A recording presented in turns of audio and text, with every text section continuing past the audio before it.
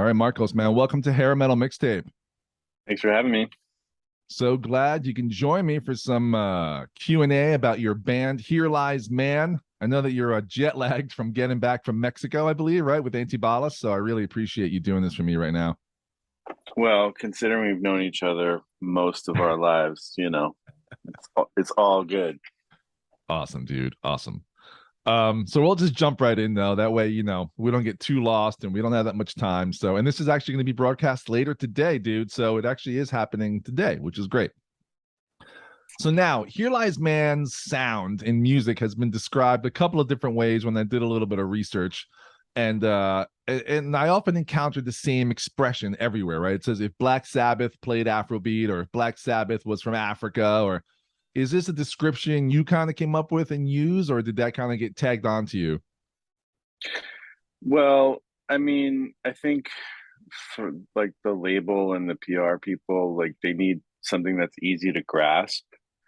And, when I mentioned that Black Sabbath was a huge influence in like the conceptualization of this band, they kind of latched onto that, and that's kind of like what's been cut and paste and recycled a million ways.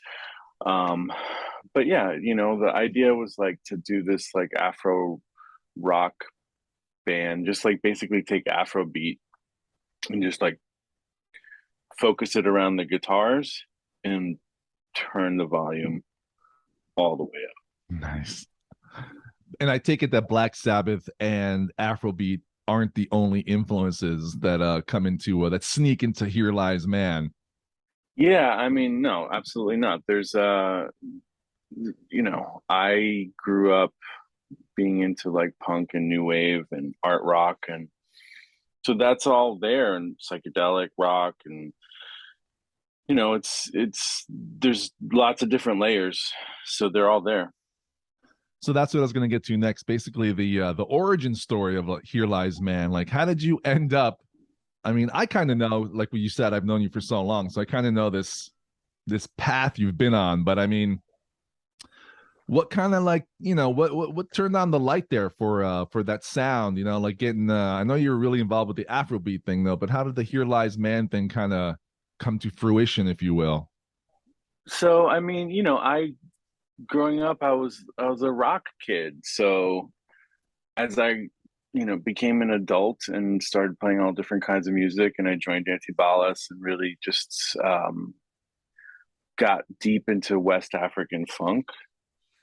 Mm. um it all just kind of synthesized together inside of me, because I grew up with Latin music, but I was a rock kid, and it's just kind of like a natural expression of having all of those like polyrhythmic influences like inside of me, but being into rock and roll. And then eventually it was like, well, super there's not a lot of Afro rock out there right No, now. I mean, in closest, there, yeah, what was the Santana basically like in the 70s or 60s? no, I mean, no, that was no. even Yeah, there was a band from Sweden. There is a band from Sweden um, that put out some records a few years before Here Lies Man, called Goat. oh, okay. Um, and they're really cool. It's like s- similar in concept, but not execution. Um, like I was saying, for me, I grew up around. So my dad was a record producer, and I grew up in the music business. He was a record producer with a Latin record label. So I grew up around that, but then I also grew up listening to like Bauhaus and Joy Division and Sex Pistols, and just like the stuff that was also coming out in the 80s. Not to date myself, but you can see by the gray in my beard that I've been around for a minute now. So, for me, it was a natural expression of, um, because like when I was little, it wasn't like Latin music or any of that was my favorite music. It was rock. and new wave and punk. And um, so I kind of was able to, as I got older and started studying music more and meeting people and playing in different bands, I got deeper into Latin music and African music. And it was all already I was already pretty steeped in it, just hadn't studied it. And then once that kind of really took hold in terms of my psyche, um, it was actually in 2005 that I had the idea for what was going to become Here Lies Man, because I was like I was recording an Antibalas record in Chicago, and I was riffing on this Fela tune, the tenor, the single note guitar part, and I just started playing a little slower and with a just kind of tweaked the feel, and all of a sudden I was like, "Whoa, this feels like A little sluggy. Tony I, yeah, like Tony Iommi. Like I can hear Tony Iommi doing this." And then I just started. It started in 2005, and I was in the middle of doing Chico Man and electronic music and um, Antibalas, and it was like, okay, this is something that I'm going to do. Say this is going to be really cool. Like I have to develop this more. And so, over the course of the years, I just started recording just these little riffs and kind of hearing it in my head. And then by 2013, 2012, 2013, I was like, okay, I'm ready to start exploring this. But every time I would, bring up the idea to someone or like sit down with a drummer in New York, it's like it didn't quite feel right. Like it just didn't really click. And I was like, fuck, sorry, I don't mean to curse, but I was You like, could totally curse. okay, well, well, fuck then. So, and then I was like, this isn't quite clicking with the drummers I'm sitting with, and I'm not really sure why. And then in fall of 2015, I moved to LA, and I sent, I messaged my friend Jeff, who is now the drummer of Here Lies Man, and I sent him these ideas, and we got together like I don't remember if it was like the third week that I was in town or the second week, whatever it was. It was pretty soon, and we got together in the studio, and I had already sent him these little licks and all these ideas. And we sat down together, and it was just like, that's it. It took all of 5 seconds. Like he started playing to what I had written, and I was like, yes, this is it. Okay. And then yeah. And I think we finished that first record. We tracked that first record like within a couple of weeks from when I moved, It was about, yeah, I think it was like within 6 weeks of when I had moved, we had already tracked the first record. And, I already had this other compilation of ideas. And I just try to keep writing in advance of when we record so that, we always have stuff. And that's kind of where we are right now. That's great, man. Yeah. And now 4 albums later, and we're listening to Ritual Divination or Divinacion. Yeah. I can hear the evolution of the albums up until this one if you listen to all of them in a row. And before this interview, I will have spun Collector of Vanities before this interview. So tell me a little bit about that one, man. The guitar riff's pretty cool. And also, those vanities that are being collecting sounds interesting. You're the first person to ask about that song, honestly. What can I tell you about it? Well, you're right. Like there's definitely a clear. So what I try to do with records is like I try to drop hints of things that I'm gonna develop later. So if you go from the first record to Ritual Divination, you can, I'm dropping little cues and clues as to what comes next.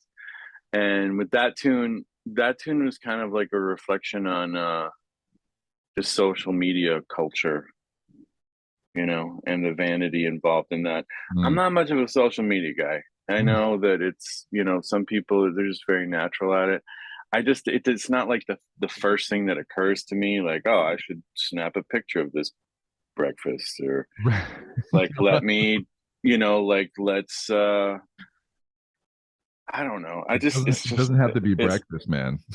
Yeah, no, I know. But whatever it is that people do, like, regarding social media, like, it's not part of my, like, No, I hear you, everyday man. I know.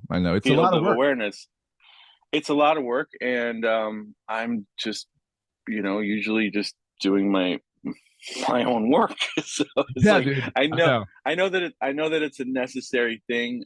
Thankfully, Jeff has really kind of like taken it, Hmm. um, taken it over for us, and it's great because it's natural, it's authentic.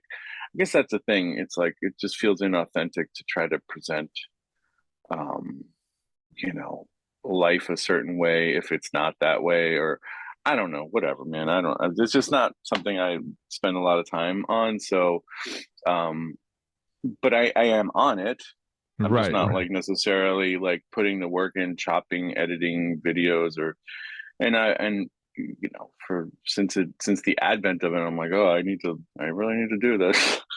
I Yeah, just I mean, don't. in the end, it's like a chicken and egg thing. It's kind of like, yeah, but the music will speak itself eventually too. So like, it'll catch up with itself. It's just like me too. Like just trying to Yeah, put social media stuff with the show and stuff. It's kind of like, oh, I gotta post today. Oh, okay, let me take a lunch break from my yeah, job or whatever.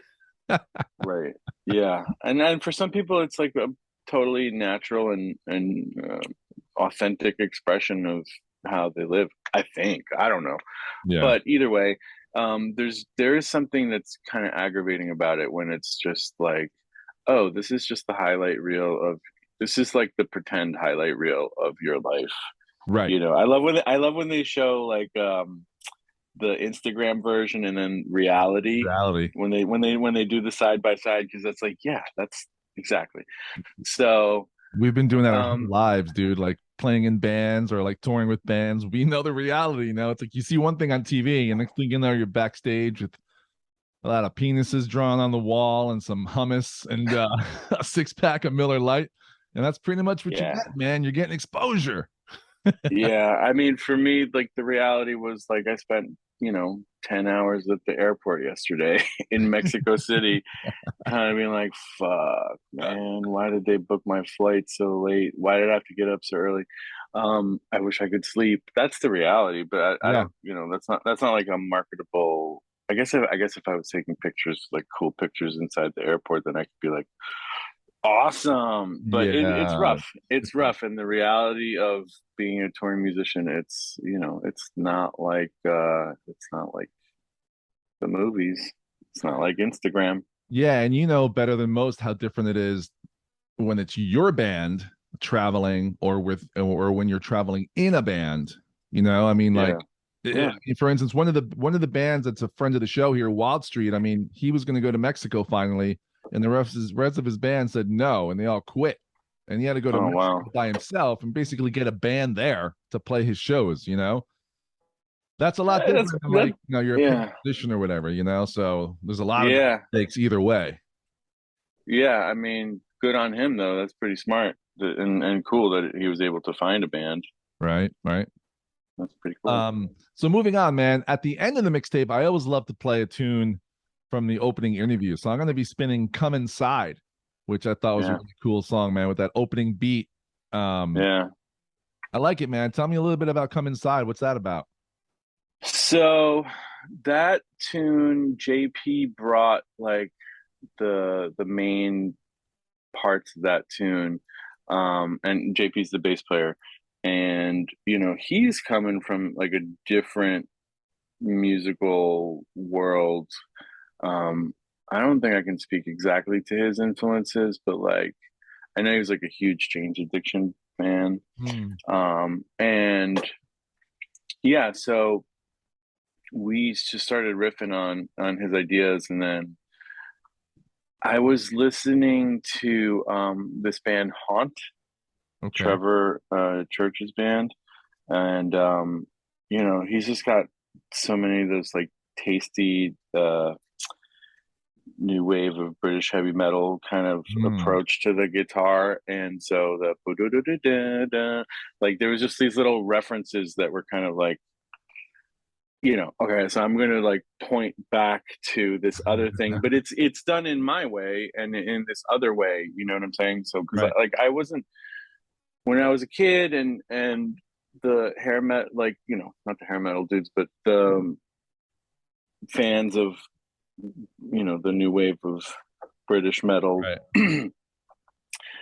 I was kind of tangentially, like, I was curious about it, but um there was a difference between metalheads and punks back then. And Yeah. I think now it's cool, I guess, but back then it's It's not a like we were enemies or anything, but it was a different mindset. Yeah, it's amazing how some So dudes are rocking on Dead Kennedys and they don't think on Judas Priest, and then years later you're like, well, there wasn't that much of a difference going on. Just something was glammier. That's about it. yeah, In a yeah, way, no, in a way, and in a way.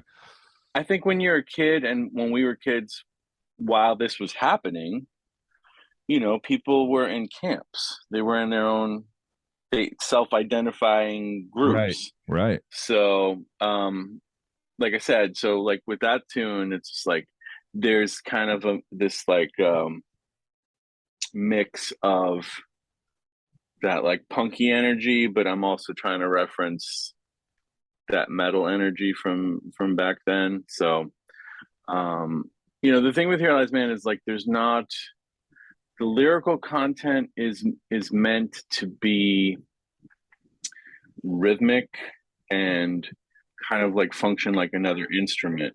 And all of the song titles, if you look at all the song titles across all of the records, they kind of read like a poem. Mm. And they don't and typically the call and response part in each song vocally um is the title and some other kind of completing phrase. So you can take the lyrics of all the songs across all the records and it will read like a poem, someone that's losing their mind. Now, do these albums read into each other, or are they each different poems? No, they all go together. Nice. Continuation. Yeah. That's great, man. So have you started working on new stuff? Yeah. So I'm working on the keyboard parts now. I've been on and off the road since March. So it's been in like when I have these windows of time to, work for a week or two. But yeah, we've tracked drums, bass, guitar, keys, and I'm finishing up the keys and then going to start working on the next parts of the process. It's like, it's like making a giant multi-layer cake. Yeah. Is there a And concept yet, or is it all just like all just ingredients now yet, and you don't know what the if it's going to be a birthday cake or a Happy New Year cake? I yeah, don't even know what that means, but happy New Year cake. I don't know what that is either. Never had that. it's a pie in your face. Yeah, I do. So you're asking me, do I know the concept? I Is there mean, is there a concept like do you just start like you start putting songs together and then eventually you're like, oh, you know what, this is the like what part okay, of the yeah. poem is next, kind of thing, do you know yet?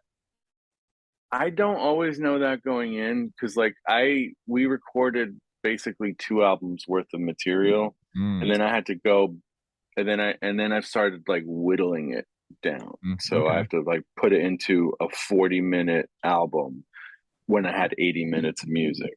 So it means I have to like edit a lot of stuff down, stuff that's not making the record. Like we'll figure out if those act. So what I ended up doing before I went away on this last trip was like listening through everything that I had, and then it actually kind of falls into two categories. So I just pulled what's going to be for this record. Mm, And as far as like where we are on um, the spectrum of like the evolution of Here Lies Man. Uh, from the first album, when you listen to the record, because originally that record was meant to be listened to like on streaming and stuff as just one continuous 40-minute audio file. Most people don't listen to music that way anymore, you know? So we had to chop it up, but like the ninth track on like Apple Music or Spotify is the whole thing as one file. Oh, cool. So in that album, there are these like drony interludes, and on every album since, there's always some kind of interludal portion of the music. Right. Bridges, Um, portals, paths. yeah, and they either connect the two songs, or it's the end of one song, or the beginning of another song. So what I've I've known this from the beginning. I'm like, at some point, I'm going to spend more time on the interludes, Mm, and that's what I did.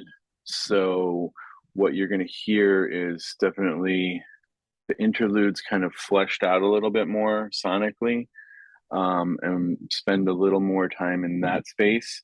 And typically there's no drums. It's very kind of cinematic and atmospheric, really meant to like conjure a mood. And then it goes into like, the heavier stuff. right. So there's gonna, so yeah. Sorry, go So ahead. on this, so on this record, it's going to be more evenly split between the focus on the interludes and the heavy stuff. So it's the whole, every record I do is meant to be listened to with headphones. Mm. I don't know how many people listen to records with headphones. I don't even know, but I know that when I'm listening to music, I like to get lost in the sonic world of something. Mhm. So, this is, I don't think of like one record at a time. Clearly, I think of like a series of records at a time. Like an So arc.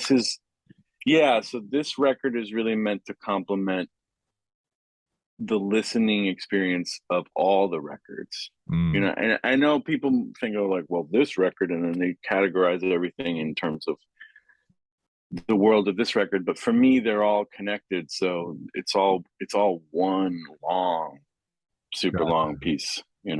Right on, man. So as far as because we're running out of time here, but as far as live shows, is Here Lies Man doing any live shows coming up?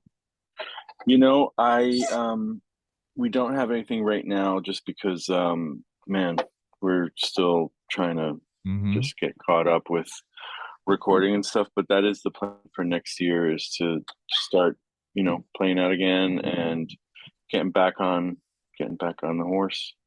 As far as where can people can find you guys? Website, social media, where's the place to see and hear you guys? HereLiesMan.com, on Instagram, at HereLiesMan. I don't know what TikTok. We're on TikTok now. Jeff's Website. doing So great, the website will great. get you to where you need to go then. Yeah, yeah, totally. That's awesome, man. Anything I missed you'd like the listeners to know before we go? Um, stay hydrated, get more sleep, and rock out. Awesome, man. Marcos Garcia of Here Lies Man, longtime friend. What's seventh grade, sixth grade? I've known you. Gone through many Don't phases in music, right? All the way are up you? until you being in the band and me recording you guys in the recording studio, which was ridiculous and amazing. So, That was my yeah. That was. Are we allowed to say the studio?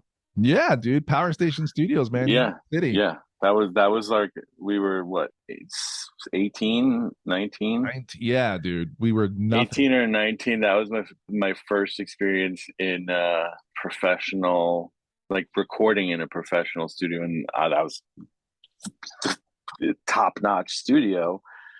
And God, I just remember